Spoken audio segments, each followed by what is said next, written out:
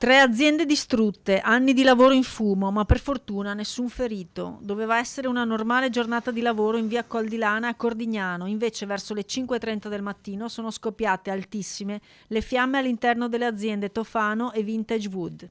Il fuoco ha investito in breve tempo anche una terza impresa, la Lacca, adiacente alle altre due. Proprio qui dormivano il custode e la sua famiglia, avvertiti in tempo da alcuni operai che arrivavano presto per il lavoro. Sono poi intervenuti quasi 50 uomini dei Vigili del Fuoco con squadre di supporto anche da Belluno, Venezia, Padova e Pordenone per spegnere un incendio che si è rivelato più problematico del previsto. Sul posto anche carabinieri e SUEM 118.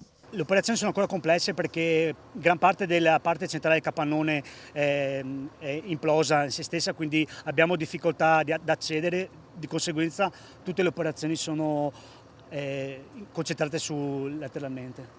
Già aperto un fascicolo in procura a Treviso per capire le cause del rogo, anche se bisognerà attendere il totale spegnimento prima di formulare ipotesi.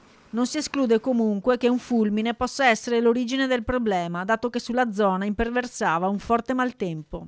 Allo stato attuale non abbiamo ancora fatto nessuna ipotesi, perché appunto prima ci concentriamo nel mettere in sicurezza l'area e poi faremo le dovute indagini in collaborazione con i carabinieri.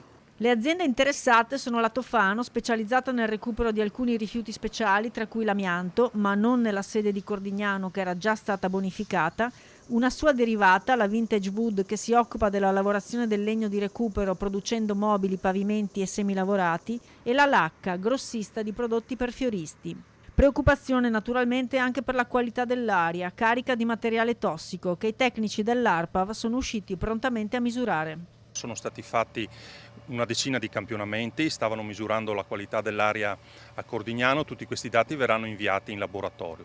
Allora, da quello che è bruciato possiamo stare relativamente tranquilli per quanto riguarda la qualità dell'aria. A scopo precauzionale abbiamo avvisato la popolazione di evitare di uscire se non necessario, di tenere le finestre chiuse e per ulteriore scrupolo abbiamo avvisato il gestore del centro estivo e del GRES parrocchiale di oggi di fare attività al chiuso per i bambini piccoli.